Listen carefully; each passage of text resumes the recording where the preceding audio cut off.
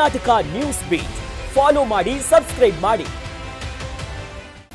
ಉಡುಪಿ ಜಿಲ್ಲೆಯ ಬೈಂದೂರು ತಾಲೂಕಿನ ನಾಡ ಗ್ರಾಮ ಪಂಚಾಯತ್ ವ್ಯಾಪ್ತಿಯಲ್ಲಿ ಗುದ್ದಲಿ ಪೂಜೆ ನಡೆದ ವಾರ್ಷಿಕೋತ್ಸವವನ್ನು ಆಚರಿಸಲಾಗಿದೆ.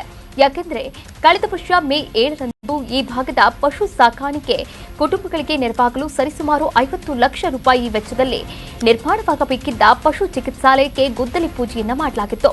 ಆದರೆ 1 ವರ್ಷ ಕಳೆದರೂ ಕೂಡ ಇನ್ನೂ ಕಾಮಗಾರಿ ಪ್ರಾರಂಭವಾಗಿಲ್ಲ. ಈ ಕುರಿತು ಬೇಸತ್ತ ಸ್ಥಳೀಯರು, ಗುತ್ತಿಗೆದಾರರು ಹಾಗೂ ಜನಪ್ರತಿನಿಧಿಗಳ ವಿರುದ್ಧ ಆಕ್ರೋಶವನ್ನು ಹೊರಹಾಕುತ್ತಿದ್ದಾರೆ. ಈ ಪ್ರದೇಶದಲ್ಲಿ ಹಿಂದೆ ಒಂದು ಸುಸಜ್ಜಿತವಾದ ಪಶು ಸಂಗೋಪನಾ ಇಲಾಖೆಗೆ ಸಂಬಂಧಪಟ್ಟ ಒಂದು ಗೋ ಆಸ್ಪತ್ರೆ ಇತ್ತು. ಪಶು ಇಲಾಖೆಗೆ ಸಂಬಂಧಪಟ್ಟ ಪಶು ಚಿಕಿತ್ಸಾಲಯ ಇತ್ತು. ಆದರೆ ಕಳೆದ 1 ವರ್ಷದ ಹಿಂದೆ ಇಲ್ಲಿ ಹೊಸ ಕಟ್ಟಡ ಮಾಡುವ ನೆಪದಲ್ಲಿ ಆ ಕಟ್ಟಡವನ್ನು ಡೆಮಾಲಿಷ್ ಮಾಡಿ ಗುದ್ದಲಿ ಪೂಜೆ ಕೂಡ ಆಗಿದೆ. 1 ವರ್ಷ, ಕಳೆದ ತಿಂಗಳಿಗೆ 1 ವರ್ಷ ಆಯಿತು. ಆದರೆ ಇನ್ನೂ ಕೆಲಸ ಸ್ಟಾರ್ಟ್ ಆಗಿಲ್ಲ. ಅವರು ಗುತ್ತಿಗೆದಾರರಿಗೆ ಕೇಳಿದರೆ ಏನೇನೋ ಸಬೂಬು ಹೇಳ್ತಾರೆ, ನಾಳೆ ಸ್ಟಾರ್ಟ್ ಮಾಡ್ತೇನೆ, ಮತ್ತೊಂದು ದಿನ ಸ್ಟಾರ್ಟ್ ಮಾಡ್ತೇನೆ ಅಂತ. ಇಲ್ಲಿ ಏನು ತೊಂದರೆ ಆಗ್ತಿದೆ ಅಂತ ಹೇಳಿದ್ರೆ, ಇಲ್ಲಿಂದ ಕಟ್ಟಡ ಹೋದ್ಮೇಲೆ ಇವರು ಪಾಪ ಈ ಆಸ್ಪತ್ರೆ ಸಿಬ್ಬಂದಿ ಅಲ್ಲಿ ಯುವಕ ಮಂಡಲದಲ್ಲಿ ಕೂರುವ ಪರಿಸ್ಥಿತಿ ಬಂದಿದೆ. ಆ ನಂತರ ಹೇಳೋದಾದರೆ ಇಲ್ಲಿ ಸಾವಿರಾರು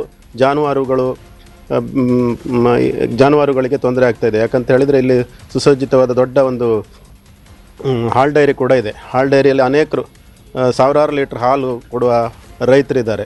ಈ ರೈತರಿಗೆಲ್ಲ ತೊಂದರೆ ಆಗ್ತಿದೆ. ಆದರೆ ಸ್ಥಳೀಯ ನಾಯಕರ ಇಚ್ಛಾಶಕ್ತಿಯ ಕೊರತೆ ಗೊತ್ತಿಲ್ಲ. ಇನ್ನೂ ಕೆಲಸ ಸ್ಟಾರ್ಟ್ ಮಾಡಲಿಕ್ಕೆ ಯಾರು ಒತ್ತಾಯ ಮಾಡ್ತಾನೂ ಇಲ್ಲ. ಅವರು ಗುತ್ತಿಗೆದಾರರು ಕೆಲಸ ಸ್ಟಾರ್ಟ್ ಮಾಡಲೂ ಇಲ್ಲ. ಸುಮಾರು 54 ಪಾಯಿಂಟ್ ಚಿಲ್ಲರೆ ಲಕ್ಷದಲ್ಲಿ ಕೆಲಸ, ನೀರು ಸೇರಿ, ಬೋರ್ವೆಲ್ ಸೇರಿ ಮಾಡಬೇಕಿತ್ತು. ಆದರೆ ಇಲ್ಲಿ ತನಕ ಇನ್ನೂ ಒಂದು ಹಾರೆ ಮಣ್ಣು ಕೂಡ ತೆಗಿಲಿಲ್ಲ.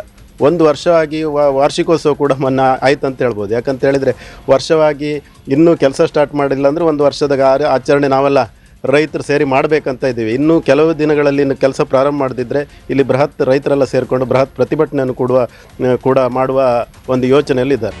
ಕರ್ನಾಟಕ ನ್ಯೂಸ್ ಬೀಟ್ ಫಾಲೋ ಮಾಡಿ, ಸಬ್ಸ್ಕ್ರೈಬ್ ಮಾಡಿ.